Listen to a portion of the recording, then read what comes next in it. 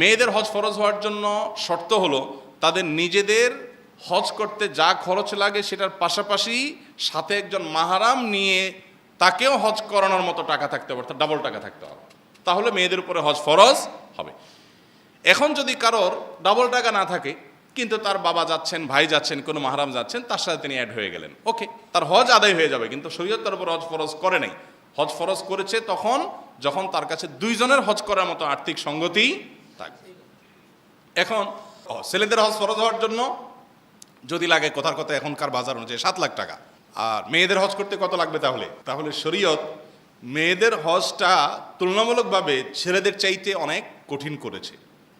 অর্থাৎ ছেলেদের সামান্য টাকা হলেই হজ করতে হবে, এটা তাদের উপরে আবশ্যক, কিন্তু মেয়েদের জন্য সেটা না, তাদের অনেকগুলো টাকা হলে তখন যে হজ ফরজ হবে। তার মানে তাদের জন্য হজ ছেলেদের মতো এরকম ম্যান্ডেটরি করা হয়নি, কারণ মেয়েদের হজটা আমাদের মতো এত সহজ না, এত বড় হ্যাসেল তারা একা একা নিতে পারেন না, তাদের সাথে মাহরাম থাকতে হয় এবং পুরুষ গাইড হিসাবে থাকতে হয়, গার্ড হিসাবে থাকতে হয়।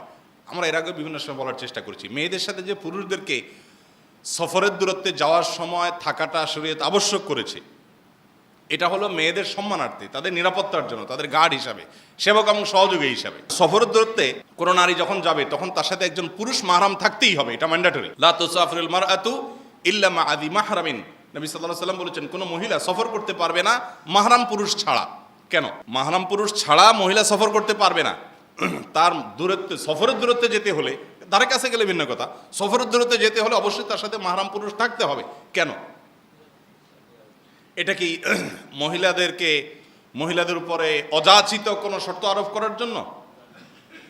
এটা তাদের সম্মানার্থে, যে একজন নারী তিনি সফরের দূরত্বে গেলে যে কোনো পরিস্থিতিতে তার মানে কোনো বিশেষ প্রয়োজন থাকতে পারে, যেখানে তাকে ধরা লাগতে পারে, একটা অ্যাক্সিডেন্ট হতে পারে, দুর্ঘটনা হতে পারে, অপ্রীতিকর কিছু হতে পারে, তখন তার নিজস্ব একজন পুরুষ সাথে থাকবে, এটা তার সহায়ক, তার গার্ডের মতো করে, অতএব এটা তার জন্য অসম্মানের না। হজের ক্ষেত্রে একই কথা প্রযোজ্য।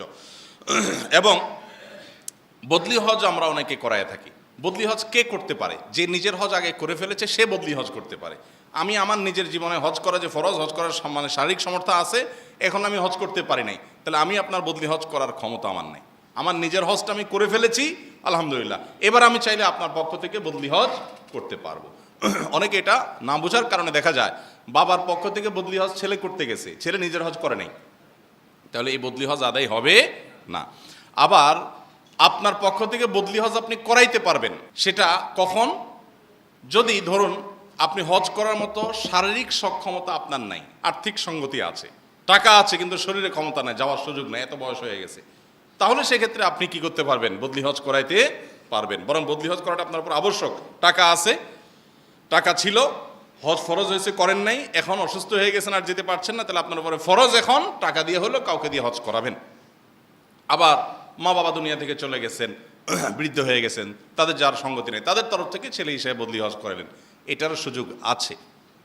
এর পাশাপাশি যাদের দেনা আছে, দেনা যদি পরিমাণ এত বেশি হয় যে তার আসলে যা আছে না টাকা পয়সা দেনা তার চাইতে বেশি, এরকম যদি হয় তাহলে সেক্ষেত্রে তার উপরে হজ ফরজ হবে না।